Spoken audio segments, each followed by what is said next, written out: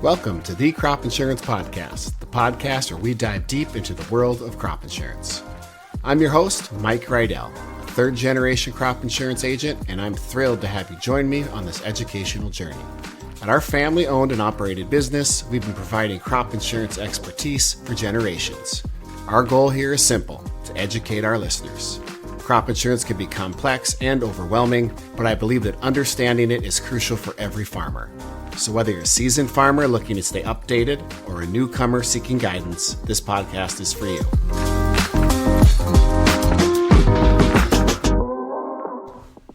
Today we're going to talk about yield exclusion.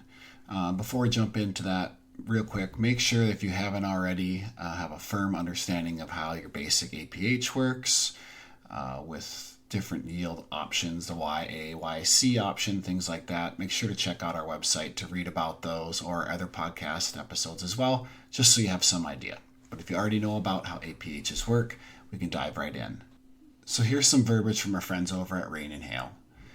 The yield exclusion is a provision in the 2014 Farm Bill that allows farmers with qualifying crops in eligible counties to exclude low yields and exceptionally bad years from their production history when calculating yields used is to establish their crop insurance coverage.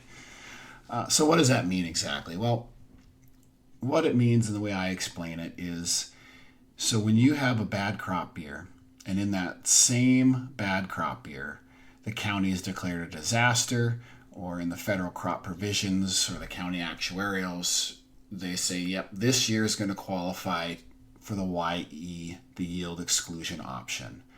So what they let you do is if that year qualifies for your database, for that particular unit in that particular county, they'll let you exclude that year from your production. So instead of factoring in that low yield in your average to come up with your APH, it's as if it didn't happen.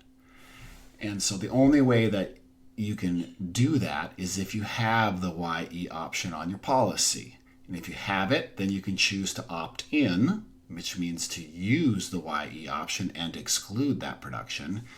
Or you can choose to opt out. Because let's say in that year that the county's declared a disaster, or the year that they're going to let you use YE, you actually had a good crop. And so you don't want to exclude that year of production. And so what's nice about this option is it's not crop-wide, county-wide. So a good example I like to use is, if you have summer fallow winter wheat and CC winter wheat seeded in the same year, and let's say your summer fallow did really well on some of those units, but your continuous crop did poorly.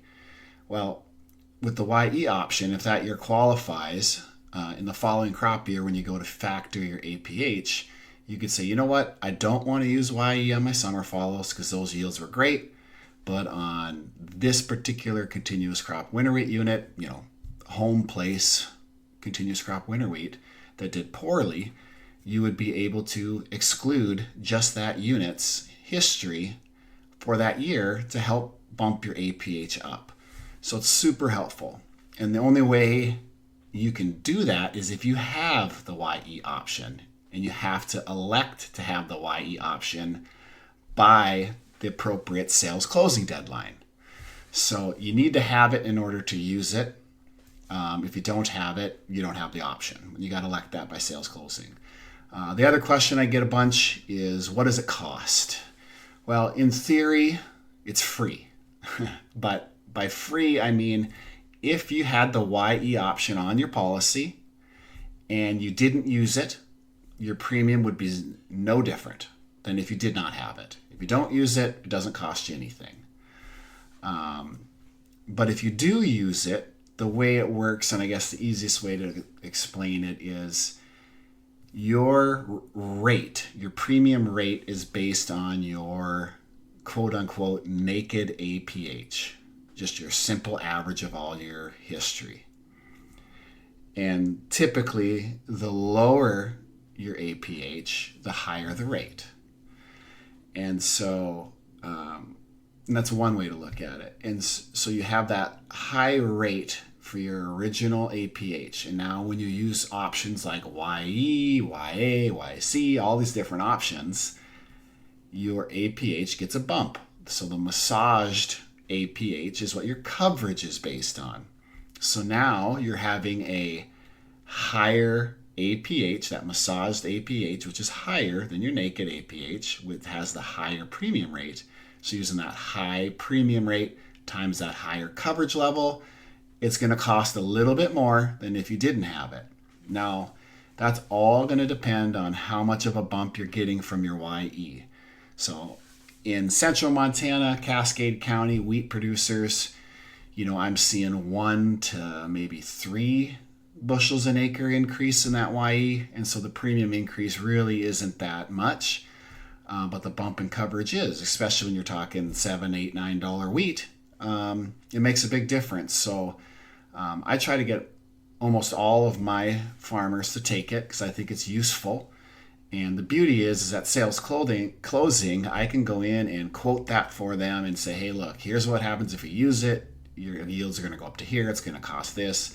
And so far, I haven't had anybody that took it to say, no, I don't want to increase my APH because of the premium cost.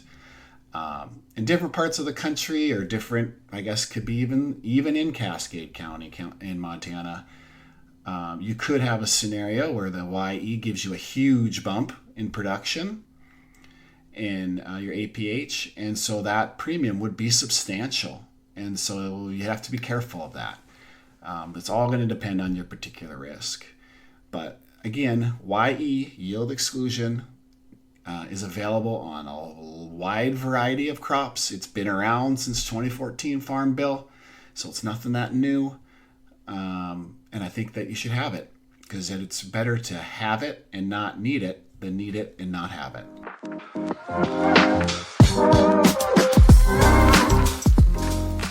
From my family to yours, thank you very much for listening. I sincerely hope that this presentation has been instrumental in enhancing your understanding of federal crop insurance. If you find value in our podcast, we kindly encourage you to subscribe and spread the word among your friends and neighbors. To access further information, please visit our website at thecropinsurancepodcast.com, where you'll find the latest podcast episodes, articles, and exciting new features conveniently located in one place. This information is not all-inclusive and is meant to be used only as general guidelines for educational purposes. For additional information, please see crop provisions, reference the Crop Insurance Handbook or Loss Adjustment Manual, or contact your crop insurance agent. This institution is an equal opportunity provider and employer.